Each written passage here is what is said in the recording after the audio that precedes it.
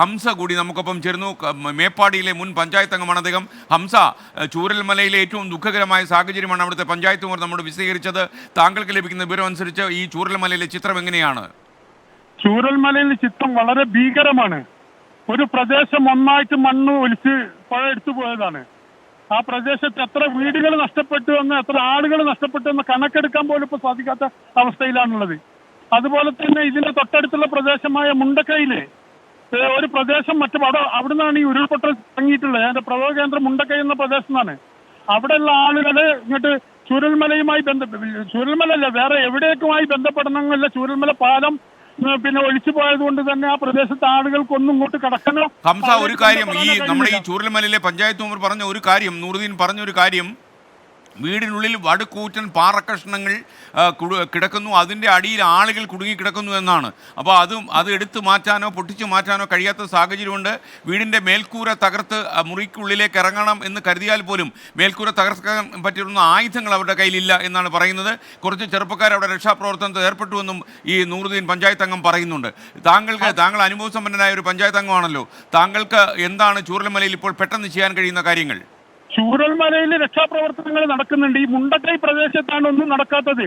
അങ്ങോട്ട് എത്തിപ്പെടാൻ യാതൊരു സാഹചര്യവുമില്ല. എയർ ലിഫ്റ്റിംഗ് അല്ലാതെ വേറെ മറ്റു സാഹചര്യങ്ങളൊന്നും തന്നെ ആ പ്രദേശത്തേക്കില്ല. ഈ വളഞ്ഞു ചുറ്റി വരുന്ന വഴികളൊന്നും അവിടെ വഴികളൊന്നുമില്ല. എല്ലാ ഒറ്റ വഴി പോലും ആ പ്രദേശത്തേക്ക് എത്തിപ്പെടാൻ ഇല്ല. അവിടെ നൂറുകണക്കിന് ആളുകൾ അവിടെ കൂടിയിട്ടുണ്ട്. ഒരുപാട് വീടുകൾ ഒലിച്ചു പോയിട്ടുണ്ട്. ഒരുപാട് ആളുകൾ നഷ്ടപ്പെട്ടിട്ടുണ്ട്. ഇതൊക്കെ കണ്ടെത്താൻ പോലും ആ പ്രദേശത്തേക്ക് എത്തിപ്പെടണം. അതിന് അടിയന്തരമായി ഹെലികോപ്റ്റർ സംവിധാനം എന്തെങ്കിലും ഏർപ്പാട് ചെയ്താലേ മുണ്ടക്കൈ പ്രദേശത്തേക്ക് എത്തിപ്പെടാൻ കഴിയുള്ളൂ. ഹംസ, യഥാർത്ഥത്തിൽ ഈ എന്തായാലും ഹെലികോപ്റ്ററോടെ ലാൻഡ് ചെയ്യാൻ കുറച്ച് നേരം കൂടി എടുക്കും. കാരണം അവിടുത്തെ സാഹചര്യം താങ്കൾക്ക് മനസ്സിലാകുമല്ലോ. പക്ഷേ അതിനകം എന്ത് ചെയ്യാൻ കഴിയുമെന്നാണ് മേപ്പാടിയിലെ മുൻ പഞ്ചായത്ത് അംഗം എന്നുള്ളത് താങ്കൾക്ക് ഈ സർക്കാർ സംവിധാനങ്ങളോട് പറയാൻ കഴിയുന്നത്? ഈ ചൂരൽമല പ്രദേശത്ത് തന്നെ ഒരുപാട് നൂറുകണക്കിന് വീടുകൾ ഒലിച്ചു പോയിട്ടുണ്ട്. ആ വീടുകളിൽ നിന്ന് ബോഡികളും പിന്നെ പരിക്ക് പറ്റിയവരെയും എടുത്തുകൊണ്ടിരിക്കുകയാണ്. ഇവിടെ NDRFന്റെയും മറ്റു സംഘങ്ങളൊക്കെ തന്നെ ഇവിടെ ഉണ്ട്. അവര് എടുത്തുകൊണ്ടിരിക്കുകയാണ്. മറ്റേ മുണ്ടക്കൈ പ്രദേശത്തേക്കാണ് ഇതുവരെ ഒരു പ്രവർത്തനവും എത്താൻ കഴിയാത്തത്. മനസ്സിലായി. അല്ലെ, ഈ നൂറുദ്ദീൻ വിവരിച്ചത് കേട്ടപ്പോൾ അവിടുത്തെ പല വീടുകളിലും പടുകൂറ്റൻ പാറ കഷണങ്ങൾ മുറിക്കുള്ളിൽ കിടക്കുന്നു, അതിൻ്റെ അടിയിലുമൊക്കെ ആളുകൾ കിടക്കുന്നു. ആ വീടുകളിൽ നിന്ന് ഇത് മാറ്റാൻ കഴിയുന്നില്ല, മേൽക്കൂര പൊട്ടിക്കാൻ അവരുടെ ആയുധങ്ങളില്ല. അങ്ങനെ നടക്കുന്ന ഒരു സാഹചര്യം ഈ പറയുന്ന ചൂരൽമലയിൽ ഉണ്ടെന്നാണ് അദ്ദേഹം പറയുന്നത്. അപ്പോൾ താങ്കൾ പറയുന്നു ഇത് മുണ്ടക്കൈയിലാണ് ഏറ്റവും അപകടകരമായ സാഹചര്യം എന്ന് പറയുന്നത്. മുണ്ടക്കൈയിൽ നിന്നാണ് ചൂരൽമല ഭാഗത്തേക്കാണ് ഇത് ഉരുൾപൊട്ടൽ വന്നിട്ടുള്ളത്. മുണ്ടക്കൈ പ്രദേശത്താണ് ഇതിന്റെ തുടക്കം. ഓ, അത് ശരി. ചൂരൽമല പ്രദേശത്ത് നല്ല രീതിയിലുള്ള ദുരിതാശ്വാസ പ്രവർത്തനങ്ങൾ നടക്കുന്നുണ്ട്. NDRFും പോലീസും സൈന്യവും ഒക്കെ എല്ലാവരും ഉണ്ട്. ഓക്കെ, തീർച്ചയായിട്ടും. ഹംസ, ഒരു കാര്യം കൂടി, യഥാർത്ഥത്തിൽ ഈ മേപ്പാടി ഭാഗത്ത് ഇപ്പോഴുള്ള ചിത്രം എന്താണ്? ഈ പ്രദേശത്ത്, ഈ ചൂരൽമല മുണ്ടക്കൈ പ്രദേശത്തെ സ്ഥിതി വളരെ ഭീകരമാണ്. ഒരുപാട് ആളുകൾ മുണ്ടക്കൈയിൽ നൂറുകണക്കിന് ആളുകൾ കുടുങ്ങിക്കിടക്കുന്നുണ്ട്. അവരെ പുറത്തേക്ക് അല്ലെങ്കിൽ ദുരിതാശ്വാസ ക്യാമ്പിലേക്ക് എത്തിക്കുന്നതിന് വരെ ഒരു സാഹചര്യവുമില്ല. അട്ടമല എന്ന് പറയുന്ന പ്രദേശം ഒറ്റപ്പെട്ടു എന്ന് പറയുന്നു, അതിലെന്താണ് യാഥാർത്ഥ്യം? അട്ടമലയും ഇതേപോലെ തന്നെ, അട്ടമലയും ചൂരൽമലയിലേക്കും ആവുന്ന ആളുകൾക്ക് മേപ്പാടിയിലേക്ക് ബന്ധപ്പെടാനുള്ള പാലമാണ് തകർന്നു പോയത്. ഈ പരിക്കേറ്റവർ ഏതൊക്കെ ആശുപത്രികളിലാണ് ചികിത്സയിലുള്ളത് താങ്കളുടെ അറിവിൽ? വിംസ് ഹോസ്പിറ്റൽ, വിംസ് മെഡിക്കൽ കോളേജ്, ആസാദ് മൂപ്പന്റെ വിംസ് മെഡിക്കൽ കോളേജ്, അതുപോലെ തന്നെ മേപ്പാടി പ്രാഥമിക ആരോഗ്യ കേന്ദ്രങ്ങളിലോ അതുപോലെ തന്നെ കൽപ്പറ്റയിലെ ഹോസ്പിറ്റലുകളിലൊക്കെ ഉണ്ട്. ഹംസ, ഒരു കാര്യം കൂടി, ഈ എത്ര തവണ ഉരുൾപൊട്ടിയതായിട്ടാണ് താങ്കൾക്ക് ലഭിക്കുന്ന വിവരം? 2 തവണയാണ്. ആദ്യം ഒരു ഉരുൾപൊട്ടി, അത് വലിയ, പിന്നീട് രണ്ടാമത് പൊട്ടിയതാണ് വളരെ ഭീകരമായി ചൂരൽമല പ്രദേശത്തേക്ക് കൂടുതൽ നാശനഷ്ടങ്ങൾ ഉണ്ടാക്കിയത് രണ്ടാമത്തെ ഉരുൾപൊട്ടലിലാണ്. ഓക്കെ ഹംസ, എന്തായാലും നമുക്ക് ചെയ്യാൻ കഴിയുന്നതെല്ലാം നമ്മൾ ചെയ്യാം. മാത്രമല്ല, താങ്കൾ പറഞ്ഞതുപോലെ ഈ മുണ്ടകൈ ഭാഗത്താണ് ഏറ്റവും അപകടകരമായ സാഹചര്യം താങ്കൾ പറയുന്നു. ചൂരൽമലയിൽ ഇപ്പോൾ രക്ഷാപ്രവർത്തനം നടക്കുന്നു എന്നും പറയുന്നു. എന്നാൽ ചൂരൽമലയിലെ പഞ്ചായത്ത് അംഗം നമ്മോട് പറഞ്ഞത് വളരെ ദുർഘടം പിടിച്ച ദുസ്സഹമായ സാഹചര്യമാണ് അവിടെ ഉള്ളത്. വീടിനുള്ളിൽ തന്നെ പാറക്കൂട്ടങ്ങൾ കിടക്കുന്നു, വലിയ പാറക്കൂട്ടങ്ങൾ, പടുകൂറ്റൻ പാറക്കൂട്ടങ്ങളാണ്. ഇത് വെട്ടിമാറ്റാനോ പൊട്ടിച്ചു മാറ്റാനോ ഈ വീടിൻ്റെ മേൽക്കൂര തകർത്തോ രക്ഷാപ്രവർത്തനം നടത്താൻ കഴിയാത്ത സാഹചര്യമാണ്. കുറച്ച് ചെറുപ്പക്കാർ അവിടെ രക്ഷാപ്രവർത്തനം നടത്തുന്നുവെങ്കിൽ പോലും അത് പരിമിതമാണ്. അവർക്ക് ആയുധങ്ങളില്ല. എത്രയും പെട്ടെന്ന് NDRFിൻ്റെയോ മറ്റാരുടെയെങ്കിലും സംഘം ഹെലികോപ്റ്റർ വഴി അവിടെ എത്തണമെന്നാണ് ചൂരൽമലയിൽ നിന്നുള്ള ആൾക്കാർ പഞ്ചായത്ത് അംഗം പറഞ്ഞത്. അതുപോലെ മേപ്പാടിയിലെ മുൻ പഞ്ചായത്ത് അംഗം ഹംസയും പറയുന്നത് ഈ മുണ്ടക്കൈ ഭാഗത്താണ് ഏറ്റവും വലിയ ദുരന്ത ഭൂമിയായിട്ട് ഇത് മാറിയിരിക്കുന്നത്. 2 തവണ ഉണ്ടായ ഉരുൾപൊട്ടൽ, രണ്ടാമത്തെ ഉരുൾപൊട്ടലാണ് അതിഭീതിതമായ കാഴ്ച സമ്മാനിക്കുന്നത് എന്നാണ് നമുക്ക് പറയുന്നത്. ഓരോ വാർത്തയും ഈ പ്രഭാതത്തിൽ നമ്മളെ വല്ലാതെ നടുക്കുന്ന വാർത്ത തന്നെയാണ്, അമ്പരപ്പിക്കുന്ന വാർത്തയാണ്. പുത്തുമലയും അതല്ലെങ്കിൽ കവളപ്പാറയും ഒക്കെ നമ്മുടെ ഓർമ്മയിലേക്ക് കൊണ്ടുവരുന്ന രംഗങ്ങളാണ് വരുന്നത്. ഈ പറയുന്ന പ്രദേശത്ത് ഇന്നലെ നമ്മുടെ വാർത്താ സംഘം എത്തിയിരുന്നു. അവിടെ നിന്നുള്ള ചിത്രങ്ങൾ പകർത്തി നമ്മൾ 24 സംപ്രേഷണം ചെയ്തിരുന്നു. ആ വാർത്തകൾ കാണുമ്പോൾ ഇന്ന് അവിടെ ഒരു ദുരന്ത മണ്ണായി, മുഴുവൻ ഒലിച്ചുപോയൊരു മണ്ണായി മാറുന്നത് കാണുമ്പോൾ മനസാക്ഷി നടുങ്ങിപ്പോകുന്ന സാഹചര്യമാണ്. സർക്കാർ സംവിധാനങ്ങൾ ഉണർന്ന് പ്രവർത്തിച്ച് തുടങ്ങിക്കഴിഞ്ഞു. ഇപ്പോൾ 2 ടെലിഫോൺ നമ്പറുണ്ട്. അടിയന്തര സാഹചര്യത്തിൽ നിങ്ങൾക്ക് ഈ നമ്പറിൽ ബന്ധപ്പെടാം. 8086010833.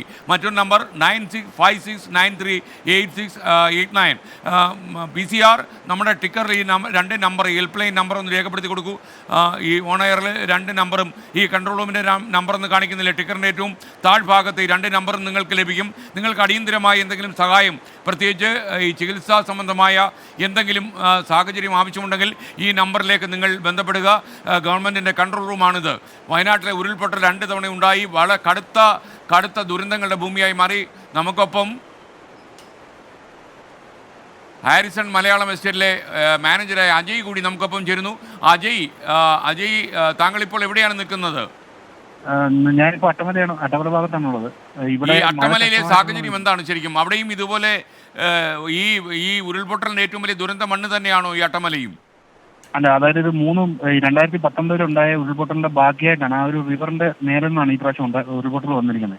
അതിന്റെ 2 സൈഡിലുള്ള ഒരുമാതിരി ബിൽഡിങ്ങുകളെല്ലാം വാഷ് ഓഫ് ആയി വന്നിട്ടുണ്ട് ഇപ്പോഴത്തെ കണ്ടീഷനിൽ. അതിൽ നമ്മളൊരു എസ്റ്റേറ്റിലെ പാടികൾ ഒരു 3-4 പാടികൾ പോയിട്ടുണ്ട്, 2-3 ക്വാർട്ടേഴ്സുകൾ പോയിട്ടുണ്ട്. അതിൽ ഉണ്ടായിരുന്ന ആളുകളെ കുറിച്ച് ഇപ്പോൾ നിലവിൽ വിവരമൊന്നുമില്ല. അജയ്, താങ്കൾക്ക് കേൾക്കാമോ? കേൾക്കാം. ഈ ദൗത്യ സേനാംഗങ്ങൾക്ക് അവിടെ എത്താൻ കഴിഞ്ഞിട്ടുണ്ടല്ലോ അല്ലേ? നിലവിൽ അവർക്ക് ഞങ്ങൾ ഉള്ളത് റിവറിന്റെ റൈറ്റ് സൈഡിലാണ്. അവിടെ ഇപ്പൊ നിലവിൽ അവർക്ക് ക്രോസ് ചെയ്യാൻ സാധിച്ചിട്ടില്ല. കാരണം അതിപ്പോ ഒരു ചെറിയൊരു 50 മീറ്റർ ഉണ്ടായിരുന്ന റിവർ ഇപ്പൊ ഏകദേശം ഒരു 200 മീറ്ററോളം വീതിയിലാണ് ഒഴുകിക്കൊണ്ടിരിക്കുന്നത്. അപ്പൊ ആളുകൾക്ക് ക്രോസ് ചെയ്യാനുള്ള ബുദ്ധിമുട്ട് ഇപ്പൊ ഉണ്ട്. ശരിക്കും ഈ നദി വഴിമാറി ഒഴുകുക എന്നാണോ താങ്കൾ പറയുന്നത്? അത് ഫുൾ മേലെ നിന്നും ഉരുള് പൊട്ടി ഒഴുകി ആ ഒരു വേറൊരു പുതിയ പാത്തിനാണ് ഒഴുകി വരുന്നത്. ഇപ്പൊ നമ്മുടെ എച്ചമലിലെ അസ്റ്റമാനർ ബംഗ്ലാവിൽ ഏകദേശം ഒരു 200 പേരോളം ഇപ്പൊ നമ്മുടെ ക്യാമ്പ് ചെയ്യുന്നുണ്ട്. ഈ ചൂരൽമലയ്ക്ക് അടുത്ത് തന്നെ. ചൂരൽമലയിലാണ്. അല്ല, ഈ അജയ് നിൽക്കുന്ന സ്ഥലം, നിങ്ങൾ 200 പേര് നിൽക്കുന്നു എന്ന് പറയുന്നത് ഒത്തിരി ഉയർന്ന പ്രദേശമാണോ? അതൊരു ശകല ഉയർന്ന പ്രദേശമാണ്. ഈ അസ്റ്റമാനരുടെ ബംഗ്ലാവിലാണ് നിൽക്കുന്നത്. അവിടേക്ക് വെള്ളം കയറില്ലല്ലോ?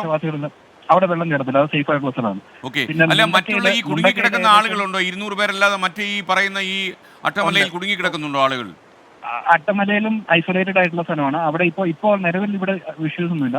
മുണ്ടക്കയിൽ ഒരു 20-25ഓളം പേര് നമ്മുടെ ഒരു ക്വാർട്ടേഴ്സിൽ താഴെയായിട്ട് ഒരു ഡിസ്പെൻസറിയുടെ സൈഡിലായിട്ട് അവർ സേഫ് ആയിട്ട് നിൽക്കുന്നുണ്ട്. പക്ഷെ അതിന്റെ താഴ്വശം കംപ്ലീറ്റ് ആയിട്ട് വാഷ് ഓഫ് ആണ്. അപ്പൊ അതിലൊരു കുറച്ച് പയ്യന്മാർ ഇപ്പൊ അത് നോക്കാൻ വേണ്ടി താഴോട്ട് ഇറങ്ങി പോയിട്ടുണ്ട്. ഒരു ബിൽഡിങ്ങിനകത്ത് ജീവനോടുകൂടി ആളുകൾ ഉണ്ടെന്നാണ് അവരിപ്പം ശകലം മുന്നേ നമ്മുടെ പറഞ്ഞത്.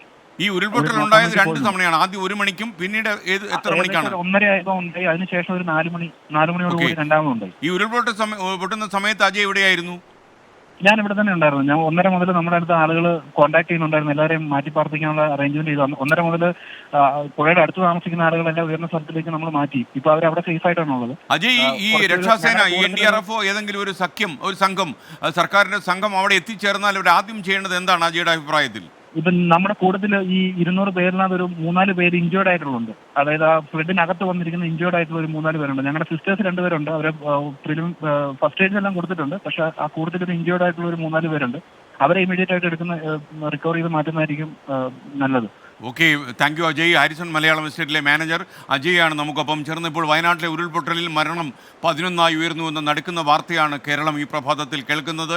ഈ പാലം ഒലിച്ചുപോയ സാഹചര്യത്തിൽ ഈ ഒറ്റപ്പെട്ടുപോയ പ്രദേശങ്ങളിലേക്ക് ദൗത്യസേനയ്ക്ക് പോലും എത്താൻ കഴിയാത്ത സാഹചര്യം നിലനിൽക്കുന്നു.